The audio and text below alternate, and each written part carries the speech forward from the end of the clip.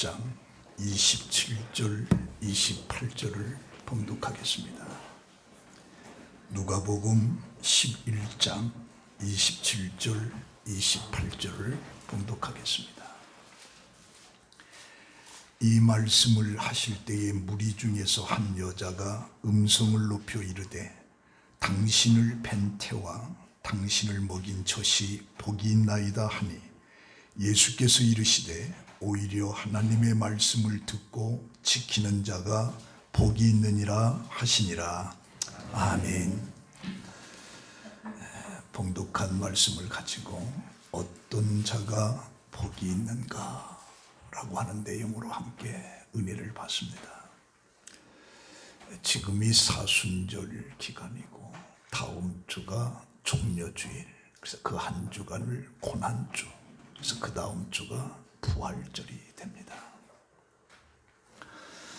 오늘 이 본문에 무리 중에서 한 여인이 큰 소리로 당신을 뵌 태와 당신을 젖먹이는 젖이 복이 있다.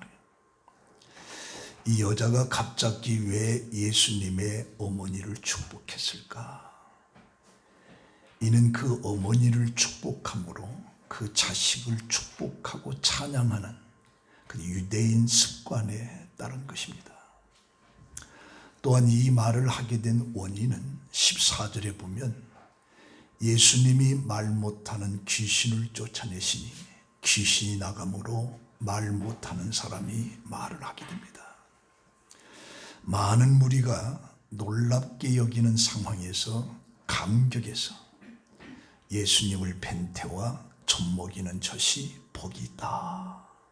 여인이 부러워서 그렇게 마리아에게 축복을 해주는 말입니다.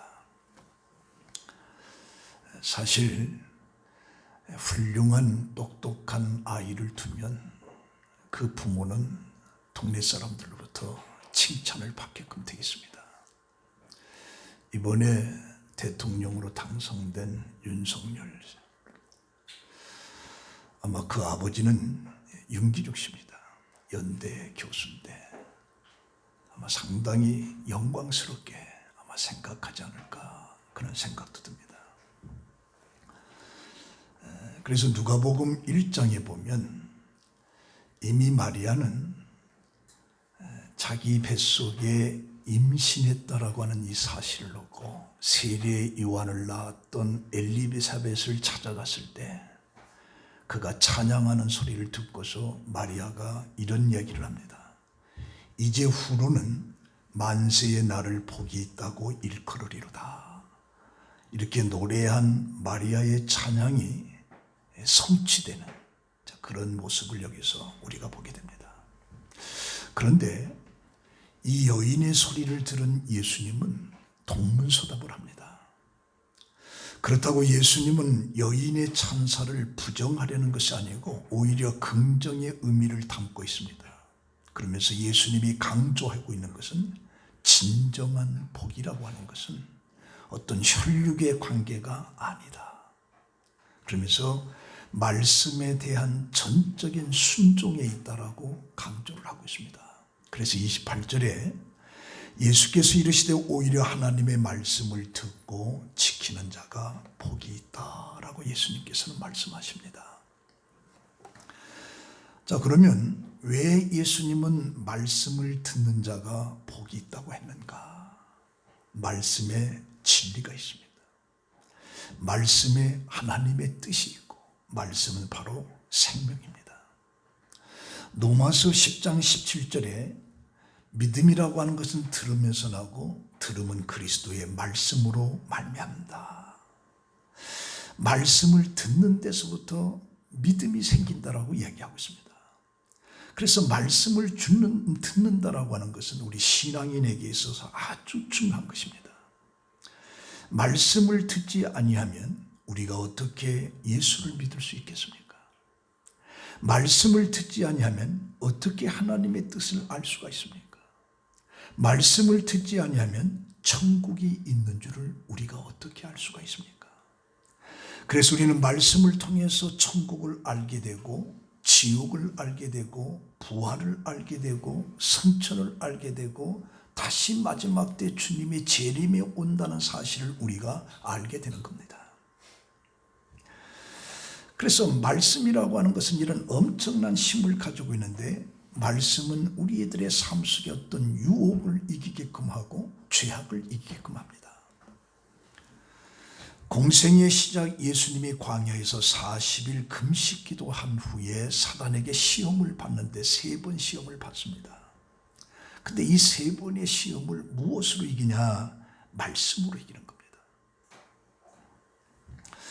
디모데전서 6장 3절에 보면 누구든지 예수 그리스도의 말씀에 경건한 교훈을 따르지 아니하면 그는 교만한 삶을 살게 되고 변론과 언쟁을 토하게 되고 투기와 분쟁과 또 비방과 악한 생각이 마음이 부패되지는 그런 삶을 살게 된다라고 말합니다. 그래서 이 말씀이라고 하는 것은 우리 신앙인들에게 있어서 중요한 삶의 자세를 가지게 되는데, 말씀은 인생을 참된 길이요 생명으로 이끄는 힘이 있다. 그래서 시편 119편 50절에 보면 이 말씀은 나의 고난 중에 위로라. 주의 말씀이 나를 살리셨기 때문이라. 이 말씀이 고난 중에 위로라고 그래서 위로라.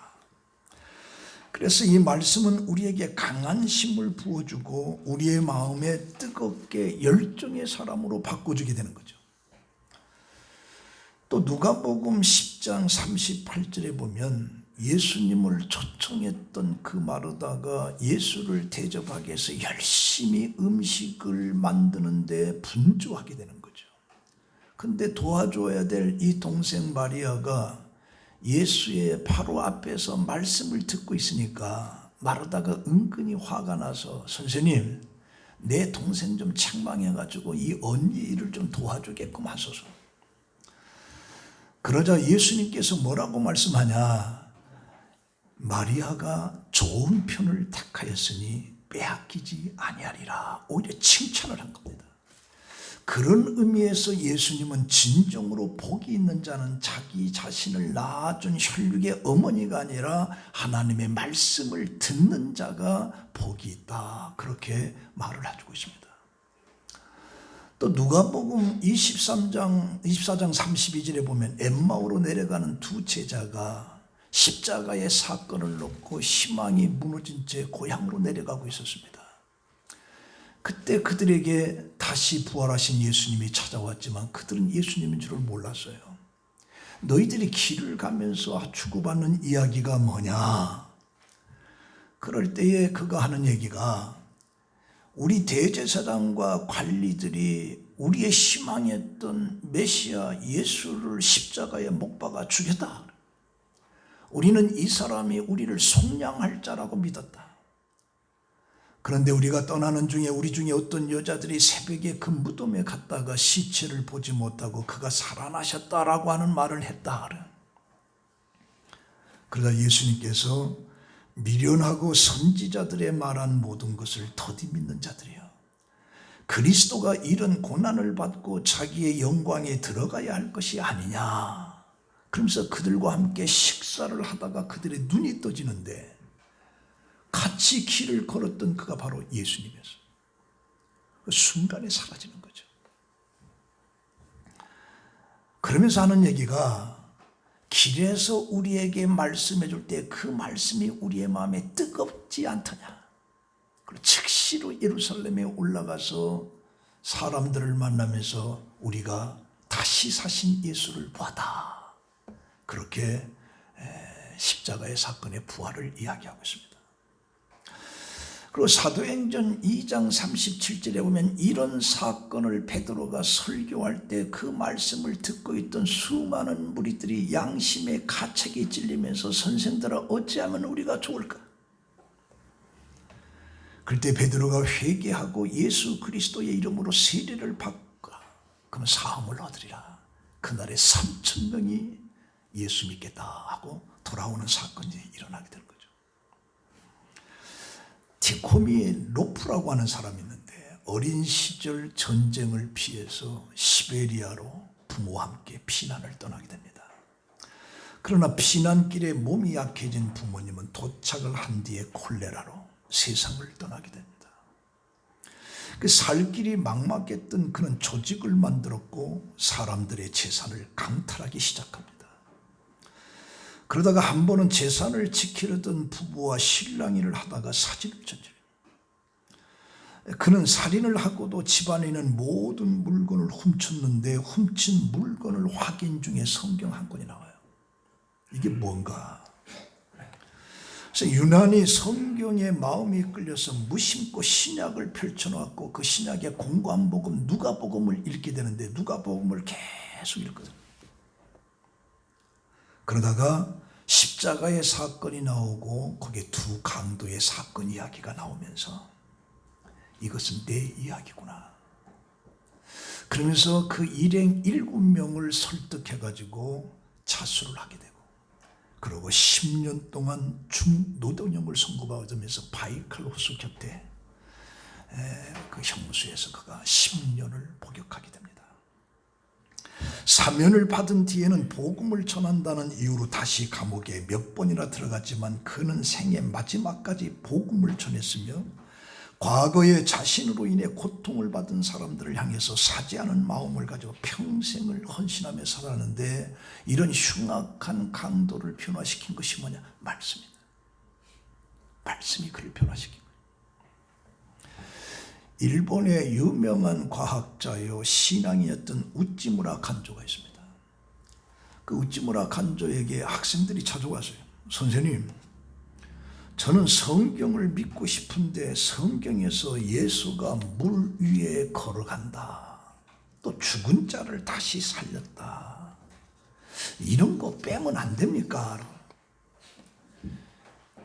그리고 비상식적인 것을 믿도록 강요하는 것이 마음에 들지 않습니다. 그때 우찌무라 간조는 웃으면서 이런 말을 했습니다. 학생, 성경 장 창세기 1장 1절이 뭔지 아는가? 하나님이 세상을 창조했다.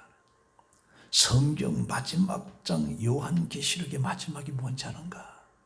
예수여 어서 오시옵소서. 그래서 이 성경 전체가 전부 다 기적의 말씀인데 이 말씀을 다 빼면 성경 껍데기밖에 남지 않는다. 이 성경은 기적으로 가득 차여서 초자연적인 하나님의 전능하신 하나님의 그 행적을 증언하고 있는 게 성경 66권이에요. 자, 그러면 오늘 예수님께서는 이 본문 속에 두 가지를 우리에게 말씀하고 있는데 첫 번째는 뭐냐? 말씀을 듣는 자가 복이 있다. 그렇다면 어떻게 말씀을 듣는 자가 복이 있다는 것이냐? 첫 번째는 간절한 마음이에요. 우리 사도행전 17장 11절에 마게도냐에서 복음을 증거했던 바울을 핍박하니까 그 바울이 베레아로 도망을 가는 거죠. 그런데 그 바울이 뭐라고 하느냐?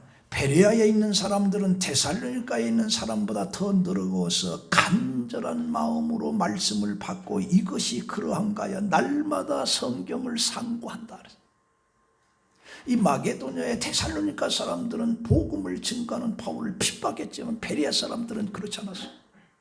바울이 증거하는 그 말씀을 간절히, 그리고 이 말이 무슨 뜻인가 의미를 상고했다, 그렇게 표현해 주고 있어요.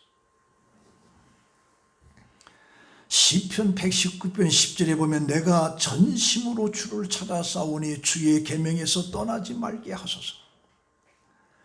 내가 주의 법을 어찌 그리 사랑하는지요. 내가 그것을 종일 작은 소리로 읊조리리다. 종일 하나님의 말씀을 읊조린다라고 얘기하죠. 119편 136절에 그들이 주의 법을 지키지 아니하므로 내 눈물이 시냇물같이 흐르나이다. 말씀을 지켜야 할 그들이 말씀을 지키지 않으니까 눈물이 시냇물처럼 흐른다. 119편 147절에 내가 날이 밝기 전에 부르짖으며 주의 말씀을 팔아싸우며 주의 말씀을 조용히 읊조리고 내가 새벽녘에 눈을 떴나이다. 그래서 우리는 하나님의 말씀을 간절한 마음으로, 이것이 바로 복 있는 사람. 또 하나는 뭐냐? 하나님의 말씀을 내게 말씀하시는 것으로 받아들여야 돼요. 우리 가끔 잘못하면 이 말은 아무개 집사가 들었으면 참 좋을 뻔했다는데 왜 하필은 오늘 안 나왔지? 저건 우리 아들이 들어야 되는데, 저건 우리 남편이 들어야 되는데. 아닙니다. 말씀은 나 들으라고 하는 거예요. 그런데 나 오늘 왔더니 목사님 꼭 나 들으라고 하는 소리 같다라고 하면 또 시험 드는 사람이 있어요. 시험 드는 사람. 그러나 말씀은 나한테 들으라고, 나를 들으라.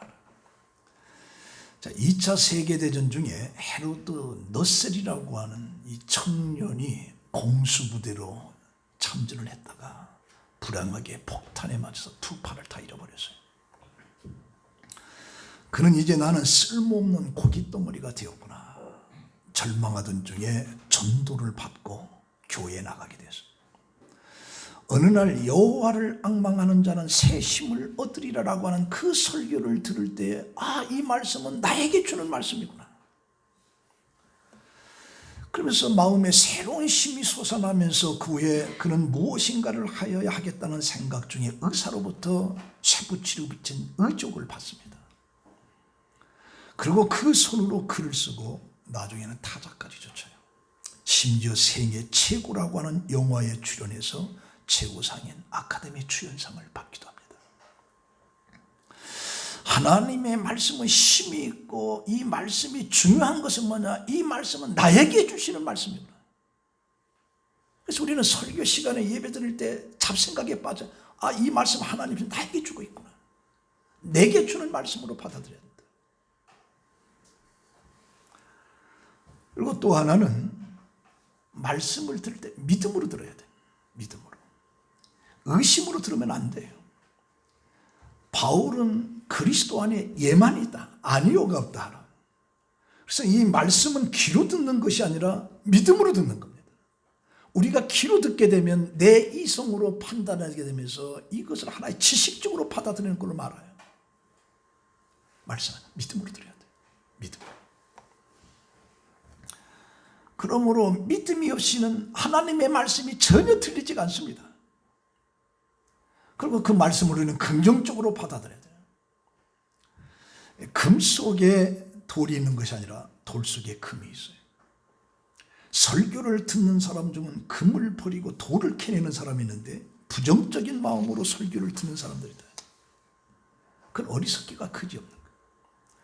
그러나 금을 캐겠다라고 하는 마음으로 들으게 되면 어떤 말씀이든지 그 말씀의 은혜가 되는 거예요.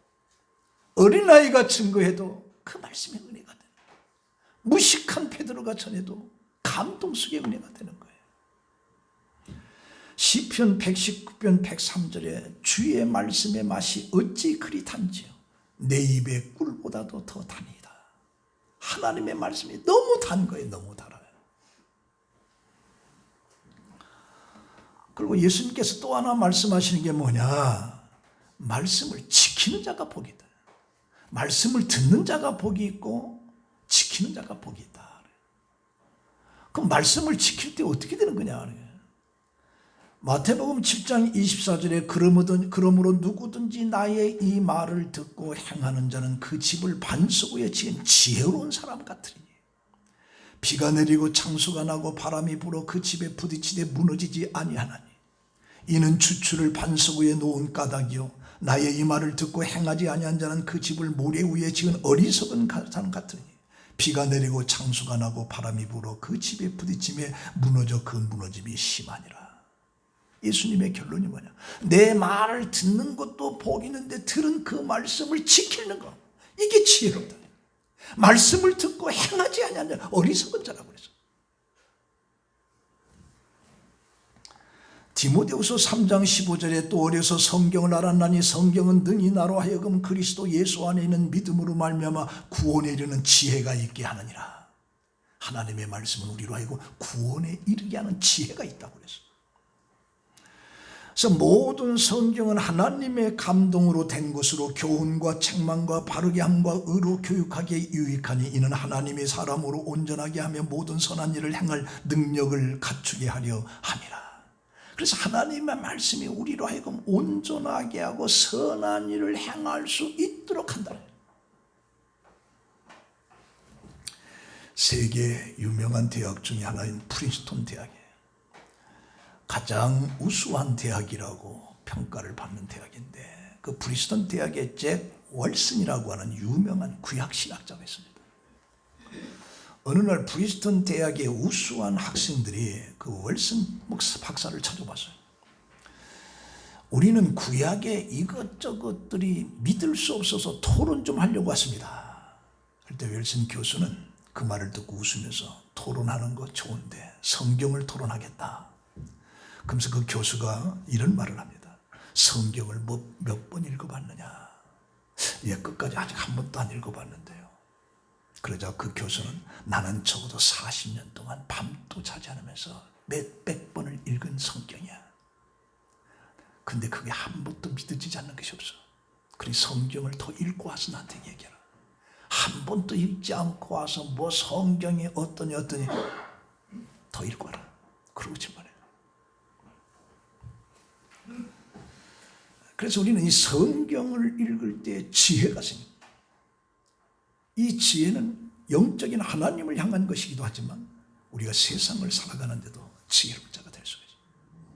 그래서 유명한 공부하는 사람들의 서재 속에는 성경이 꼭 꽂혀 있는 거예요. 성경이 꽂혀 있지 않는 학생은 그건 공부하는 게 아니에요. 성경이 꽂혀져 있어야 돼요. 그래서 또 바이블, 책 중에 책이 성경인 거예요. 근데 성경을 한 번도 읽어보지 않고 뭐 주선 들은 얘기로 뭐 어떻다 그런 일 하지 말라래요. 몇백 번을 읽은 나도 성경의 부정적인 요소를 하나도 느끼지 못했다고 말한 그 교수예요. 그리고 또 하나는 말씀을 지킬 때의 능력이 있다. 지킬 때에. 그 베드로는 갈릴리 바다에서 예수를 만나고 예수님께서 그 베드로에게 깊은 데로 가서 그물을 던지라고 할 때 베드로가 뭐라고 하냐? 내가 밤새도록 그물질을 했지만 한 마리도 잡지 못했습니다. 그러나 선생의 말을 내가 의지하고 깊은 데로 가서 그물을 던지리라. 그 말을 듣고 깊은 데로 가서 그물을 던졌더니 그물이 찢어질 정도로 고기가 잡히고, 하나님의 말씀을 지키는 데 힘이 있는. 노아가 하나님의 말씀 속에 방주를 지으라라고 하는 이 말씀을 120년 동안 지켜서 홍수 때 그 가정 전체가 구원을 받습니다. 여호수아가 가나안 땅을 공격할 때 여리고성을 7번 들고 큰 소리로 외치할 때 그 말씀을 지킬 때 성이 무너져서 그 성을 함락시키는 거예요. 그래서 말씀을 지킬 때 능력이 나오는 거예요. 또 하나는 말씀을 지킬 때 열매를 맺습니다. 듣지 않으면 무엇을 행할 수가 있습니까? 듣는 자가 복이 있지만 그러나 그 들은 것을 행하지 않으면 아무 유익이 없어요. 여러분들 예수님으로부터 책망받는 그때 종교 지도자 바리새인들과 사두개인들의 문제가 뭐냐? 그는 종교에 대한 문제를 많이 해박한 지식을 가지고 있었어요. 그러나 해박한 성경 지식을 가지고 있었지만 그것을 지키는 사람 하나도 없어요. 그래서 예수님께서 화 있을진저 회칠한 부던 거죠. 이게 오늘 우리들이 예수 믿어서 30년 40년 믿어서 들은 소리가 있기 때문에 성경을 쫙 갑니다. 행하지 아니하면 아무 소용없어요. 아무 소용없어요. 그래서 우리가 말씀을 듣기만 하고 지키지 않는 삶은 깨끗이 청소하고 수리한 후에 다시 더 더럽고 악한 귀신이 들어와서 우리를 다스리는, 이걸 예수님께서 비유로 말씀해 주고 있습니다. 그러니까 말씀을 듣기만 하고 그 들은 말씀을 지키지 않는 삶은 결국에 마귀에게 속하는 거죠. 중립지대는 없어요. 하나님의 말씀을 듣기만 하는 것으로 하나님 편에 설 수 없습니다. 내가 40년 50년 하나님의 말씀을 내가 듣고 내가 성경을 매 수십 번 읽었다 할지라도 그것을 지키지 아니하면 그는 하나님께 있는 게 아닙니다. 차라리 하나님의 말씀을 모르는 게 나서 어설프게 알아가지고 그 말씀을 지키지 않고 하도 들어서 귀만 커지고, 그래서 남들이 보면 신앙생활 잘하는 것 같아. 아니, 아무 소용없어요. 실제로 보면 예수 그리스도를 전혀 몰랐던 사람들이 오히려 복음을 받아들이면서 그들이 순수하게 더 신앙생활을 잘하는 거예요. 어려서부터 예수 그리스도에 대한 지식을 가졌으면서도 말씀 따라 살지 않았던 그 사람들은 오히려 더 뺀질뺀질하면서 돌려세우기. 그래서 주님의 가르침을 아는 사람들이 오히려 더 주님의 말씀대로 행하지 않는 그런 모습들을 우리가 많이 보게 되는 거죠. 예를 들면 성경에 내 형제를 용서하고 내 이웃을 사랑하고 아무도 미워하지 말라. 이건 여러분들이 하도 들어서 다 알아요. 이 말씀을 들으면서 집사가 되고 권사가 되고 장로가 되고 목사가 돼요. 근데 부끄러운 얘기지만 나는 절대로 용서할 수 없다라고 하는 말이 그 사람들 입에서 나와. 내 이웃을 내 몸과 같이 사랑하라. 내 형제를 용서하기를 70번에 7번씩 하라고 하는 이 하나님의 말씀을 제가 알고 있던 어떤 분이 있는데 여러 사람들 목사들 앞에서 이야기하는 목사님 죽어도 나는 그를 용서할 수 없습니다. 그건 뭐냐니? 그게 뭐냐니 이게? 그건 신앙이냐 아니에요. 권사지만 신앙이냐 아니야. 그래서 예수님께서는 주님의 말씀을 듣고 행함의 중요성을 여러 차례 반복하면서 간증합니다. 하나님의 말씀을 듣기만 하고 행하지 않는 사람들의 멸망의 삶의 길을 가는 어리석은 불쌍한 자들이라고 말하는 거죠. 하나님의 말씀을 듣고 행하는 사람들만이 지혜롭고 영원히 안전하고 복된 삶의 길을 걷는 것이라고 말씀하고 있습니다. 누가복음 8장 속에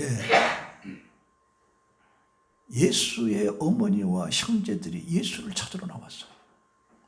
근데 너무 많은 사람들이 운집해 있으니까 문 안으로 들어올 수가 없는 거예요. 그러니까 전가를 하는 거죠. 선생님의 어머니와 형제들이 문 밖에 서 있습니다. 그때 8장 21절에 예수님께서 이렇게 말합니다. 내 어머니와 내 동생들은 곧 하나님의 말씀을 듣고 행하는 이 사람들이라. 혈육을 강조하고 있잖아요. 오직 하나님의 말씀을 듣고 행하는 사람들이 예수의 가족이고 하나님 나라의 식구라고 하는 것을 강조하고 있는 거죠.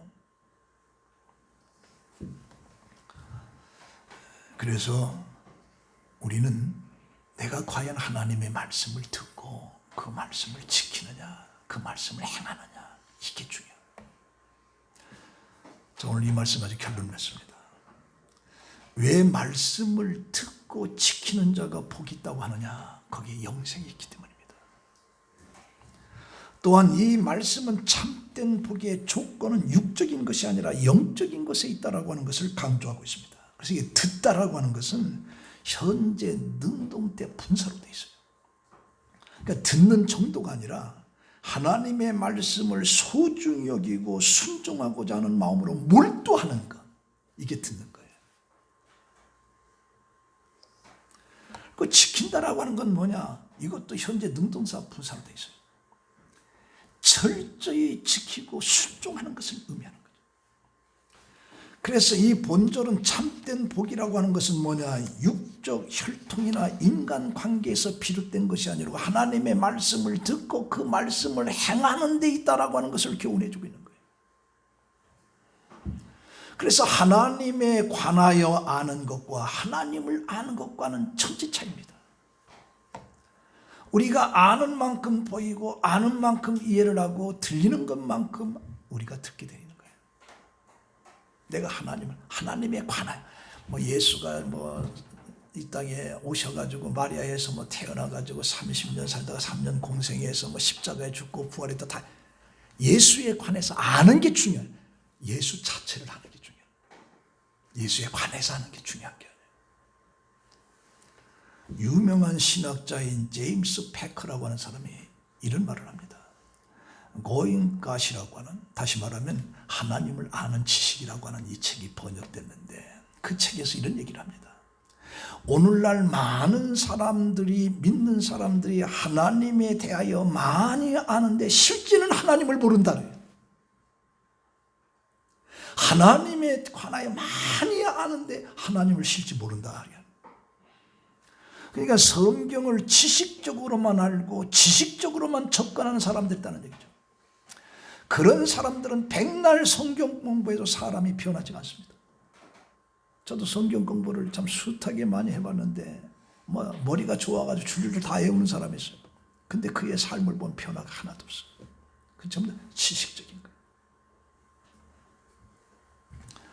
그래서 성경 공부를 많이 해도 성경의 지식만 늘어나는데 이 사람들의 문제가 뭐냐? 그 지식이 늘어나는 것으로 해서 비판하고 무시하는 행동이 나오는 거예요. 하나님을 알고 하나님의 은혜 안에서 그 사람의 풍성이 변화되는 능력이 없다는 얘기죠.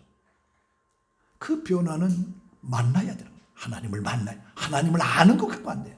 하나님에 관해서 아는 것 갖고는 절대로 변화가 안 돼요.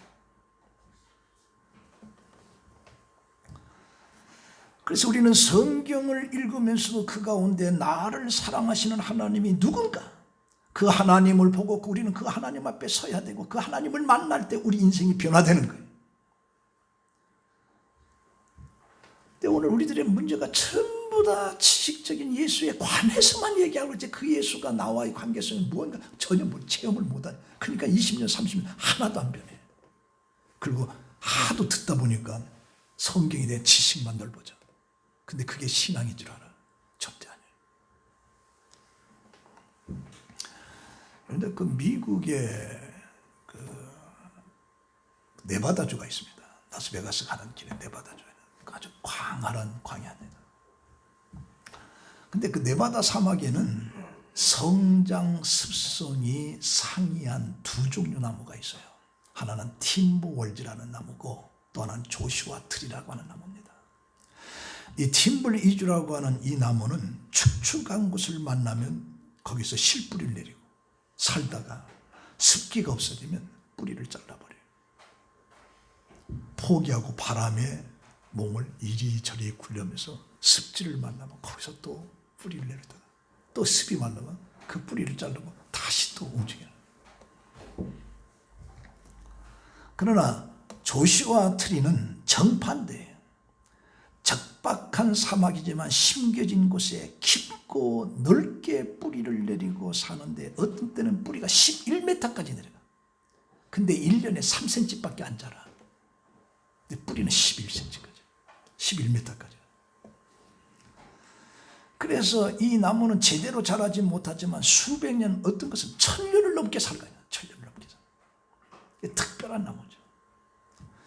어떻게 보면 우리가 이 척박한 현실 속에서 하나님의 사람으로 자라간다라고 하는 건 결코 쉬운 것이 아니지만 우리에게 조슈아 트리라고 하는 이 나무에 이 믿음이 필요하다.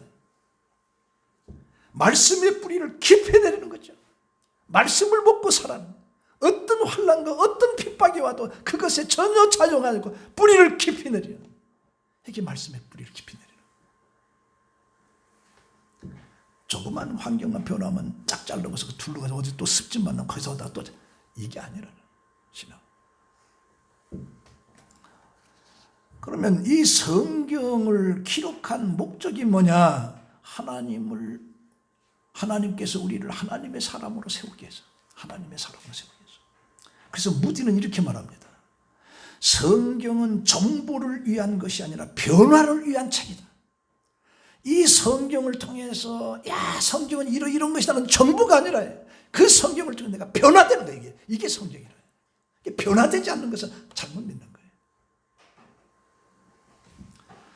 이게 성경에 뿌리를 내리지 않고서는 성장이나 변화를 기대할 수가 없습니다.